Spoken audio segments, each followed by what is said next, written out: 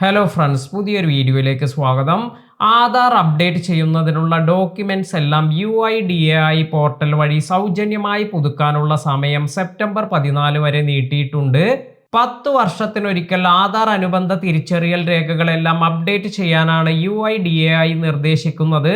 ഒരുപാട് പേർ അപ്ഡേറ്റ് ചെയ്യാൻ ശ്രമിക്കുന്നത് കൊണ്ട് തന്നെ പലർക്കും സൈറ്റ് ഓപ്പൺ ആകുന്നില്ല. സൈറ്റ് ഓപ്പൺ ആയാൽ തന്നെ പലർക്കും OTP എല്ലാം വരാൻ സമയമെടുക്കുന്നു, അല്ലെങ്കിൽ ഇതിനെല്ലാം ബുദ്ധിമുട്ട് നേരിടുന്നു. അതുപോലെ ഡോക്യുമെന്റ്സ് അപ്ലോഡ് ചെയ്യാൻ സാധിക്കുന്നില്ല. ഇത്തരത്തിൽ ഒരുപാട് പ്രശ്നങ്ങളെല്ലാം നേരിട്ടിരുന്നു. ഈ കാരണങ്ങളെല്ലാം കൊണ്ട് തന്നെയാണ് 10 വർഷം കഴിഞ്ഞ ആധാർ പുതുക്കുന്നതിനുള്ള കാലാവധി സെപ്റ്റംബർ 14 വരെ നീട്ടി നൽകിയിരിക്കുന്നത്.